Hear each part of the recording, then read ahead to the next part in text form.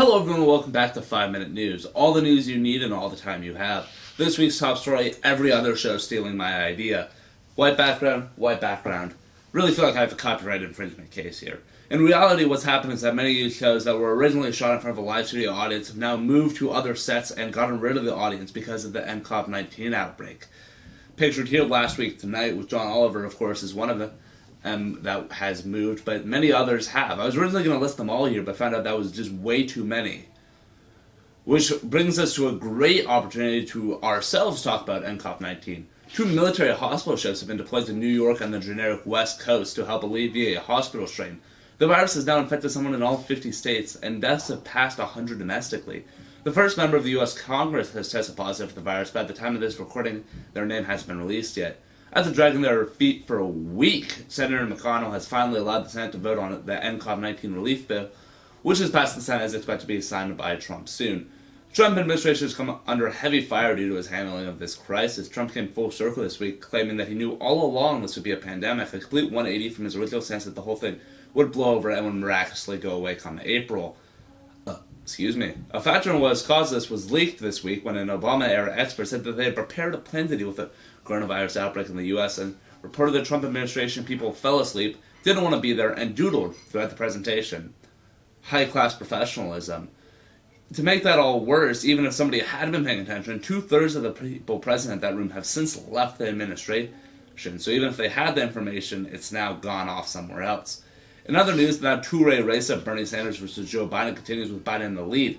While the virus continues to run rampant, delaying results and endangering the baby boomers, who based on the results are the only ones voting, Biden currently stands with 1,180 and Sanders has 885 out of a total of 3,979 total delegates.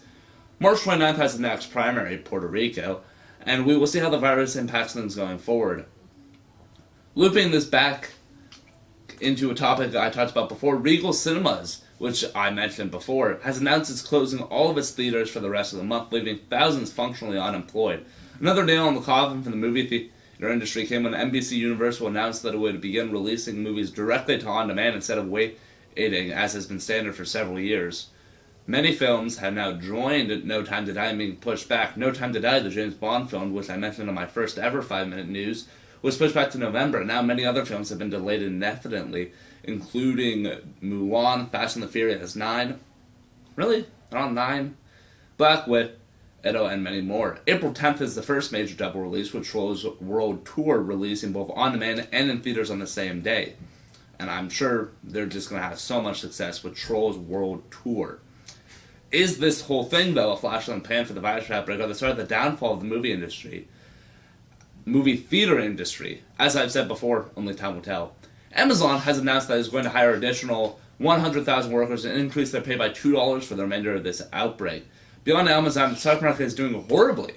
The gains made throughout the Trump presidency have been completely wiped out. The Dow Jones has dipped below 20,000 for the first time in 3 years and shows no sign of stopping unless something is done on the fast to turn this whole thing around. And Trump has many things, but fast has never been one of them. Airline companies have been hardest by this and are now asking for a $61 billion bailout. To which all I can say is, where's your emergency fund? Aren't you supposed to save up 3 months of no paycheck and $1,000?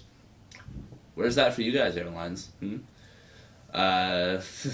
Especially when they've been given lots of tax breaks over the last 3 years. The Senate investigated and found out that 96% of these tax breaks went directly into stock buybacks, which was illegal until 1982 when the Reagan administration made it, legal. Additionally, oil dropped another 24% and is now at the lowest point since 2002, which was 18 years ago in case anyone was wondering. Time really does fly, doesn't it? Lego has also shut down its stores worldwide, which is by far the worst news I've ever delivered.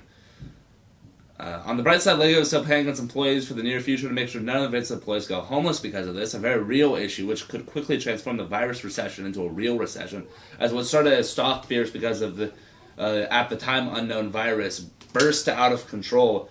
People have been freaked out, causing a shortage of toilet paper for some reason, even though paper towels are way more important. And if you need it, you can just turn paper towels in half and just cut them in half, and then you got 2 rolls of toilet paper. It's really a 2-for-1 deal. It's a pro tip with me there. The shortage of toilet paper has is evolved into a shortage of other food, which only furthers the potential recession as people who can't afford to stockpile food now don't have anything to eat, while others have far more to eat than they could ever use and have just spent a whole bunch of money on food instead of, things that keep the economy alive, like entertainment for the movie theater industry, which is recording its lowest profits in 20 years. Costco began rationing toilet paper, but will the United States put up with the rationing of other supplies? Experts think not, with the vitriol spit at socialist rationing. It's hard to see anyone spinning this into capitalist rationing. That's about all the time we have for this week's episode. Thank you so much for watching. If you enjoyed the show, make sure to slam that like and subscribe button. Remember to wash your hands if you need to. Today is the birthday of Timmy Glock. Experts commonly suggest as singing happy birthday twice, so you can always sing happy birthday to Mr. Glock, who is a Formula One race driver in Germany. Next week's episode, more virus and whatever else news happens in the next 7 days. Maybe I'll bring up another birthday as well. Till then,